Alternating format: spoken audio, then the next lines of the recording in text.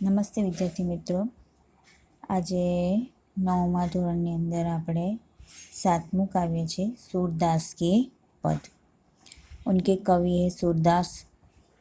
उनका जन्म है सन 1478।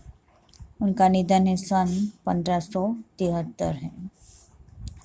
महाकवि सूरदास जी का जो जन्म है कुछ लोगों के मतानुसार दिल्ली के पास सीहिग नामक गांव में हुआ था। कई लोगों का मानना है कि इनका जन्म मथुरा के पास रुकना या रेणुका क्षेत्र में हुआ था। इनका जन्माद होना भी विवादास्पद है। वल्लभाचार्य उनके गुरु थे। इनकी प्रेरणा से वे श्रीनाथ जी मंदिर में कृष्ण की लीलाओं से संबंधित पदों की रचना करते थे। वे कृष्ण के अनन्य भक्त थे। वात्सल्य एवं श्रृंगार रस के वर्णन में वे अद्वितीय है। प्रस्तुत पद में सूरदास जी अनन्य भक्ति भावना का परिचय मिलता है। उनका मन सिवाय कृष्ण के कहीं और सुख नहीं पाता। जिन आँखों ने कमल के समान नयन वाले श्री कृष्ण का दर्शन किया है हो वे और देव की आराधना कैसे कर सकती है। आराध्य देव का गुणगान सुर ने किया है। दूसरे पद में भी कृष्ण का मनमोहक वर्णन किया है। बाल कृष्ण की चेष्टाओं के माध्यम से बाल कृष्ण का मनोरम्य वर्णन किया है। विनय तथा भक्ति। अब हम काव्य समझौती समझ लेते हैं। मेरो मन अनंत कहाँ सुख पावे। अनंत यानी कि अन्यत्र, बराबर है। जैसी उड़ी जहाज को पंछी फिर जहाज पर पे आवे। कमल नयन की छांडी महात्म और देव को ध्यावे। कमल नयन यानी कि कमल के समान नेत्र वाले श्री कृष्ण।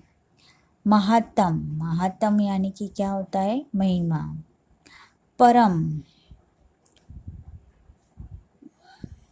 परम यानी कि श्रेष्ठ। परम गंगा को छांडी पियासो दूर मती कूप खनावे। तो परम यानी कि मैंने आगे कहा श्रेष्ठ। छांडी यानी कि छोड़कर। दूरमती यानी कि मूर्ख।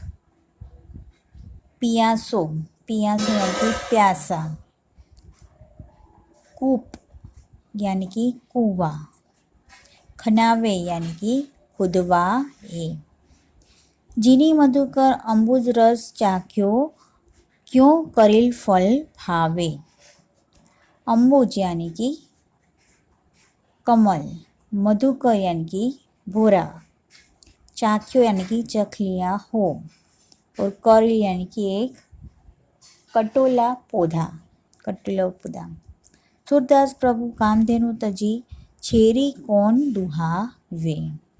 अब कामधेनु है वो जो देवलोक में जो गाय को जो भी इच्छाएं पूरी करते हैं, वो देवलोक की गाय जो भी इच्छाएं पूरी करती है उसे क्या कहते हैं, कामधेनु। और छेरी यानी कि बकरी। अब सूरदास जी क्या कहते हैं कि मेरा मन श्री कृष्ण के सिवाय कहीं भी नहीं लगता। तो जैसे जहाज का पंछी जहाज से उड़कर पुनः जहाज पर आ जाता है, उसी तरह मेरा मन भी अन्य देवताओं के यहाँ से भटक कर फिर कृष्ण के चरणों में लौट आता है। कमल नयन श्री कृष्ण की महिमा छोड़कर यह अन्य किसी देवता का ध्यान कैसे कर सकता है। यदि कोई प्यासा व्यक्ति पवित्र गंगा जल को छोड़कर अपनी प्यास बुझाने के लिए कुआं खुदवाए तो उसे मूर्खी कहा जाता है। तो जिस भोरे ने कमल के रस का स्वाद चख लिया हो उसे करील का फल कैसे अच्छा लगेगा। सूरदास जी कहते हैं कि मेरे प्रभु तो कामधेनु के समान है। कामधेनु के समान यानी कि उनको प्रभु के पास हम जो भी इच्छा मांगते हैं तो वो इच्छाएं हमारी पूरी होती है। जैसे कि देवलोक की जो गाय के पास के से जो भी इच्छाएं हम पूरी करते हैं वो इच्छा हमारी पूरी हो जाती है। उन्हें छोड़कर बकरी को कौन दुहेगा, ऐसा कहते हैं। ठीक है, समझ में आया विद्यार्थी मित्रों। अब शोभित कर नवनीत लिए। कर यानी कि हाथ, नवनीत यानी कि मक्खन। घुटुरुनी चलन रेणु तन मंडित मुख दधी लेप किए। रेणु यानी कि धूल, मंडित यानी कि सुशोभित, दधी यानी कि दही। चारु कपोल लोल लोचन गोरोचन तिलक दिए। चारु यानी कि सुंदर, कपोल, कपोल यानी कि गाल, लोल यानी कि चंचल, लोल यानी कि चंचल, लोचन यानी कि नेत्र और आँख। लट लकनी मनुमत मधुकर्ण मादक मधु ही लिए, मधु ही पिए। अब गोरोचन, गोरोचन यानी कि मस्तक पर तिलक करने का पीला द्रव्य। लट यानी कि सिर के बालों का गुच्छा। मनु, मनु यानी कि मानो। फिर मत, मत यानी कि मस्त। मधुप, मधुप यानी कि भोरा। कटुला कंठ व्रज के हरि नख राजज रुचिर हिये। कठुला यानी कि चांदी की चौकियों, बंधनखा और बजर बट्टू की माला। केहरी नख यानी कि सीके नाखून होते हैं वो। राजत सुशोभित। रुचिर यानी कि सुंदर। धन्य सूरी को पल ही सुख का सत कल्प जिए।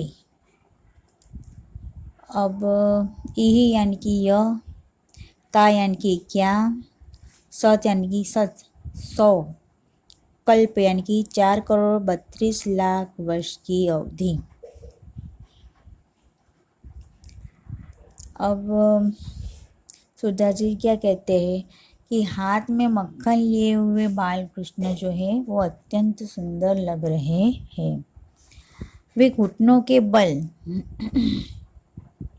वो घुटनों के बल चल रहे थे। उनके शरीर पर धूल लगी हुई है और मुख में जो मक्खन जो लगा हुआ है, उनके गाल सुंदर और नेत्र चंचल है। उन्हें माथे पर गोरोचन का तिलक लगा हुआ है। उनके सिर के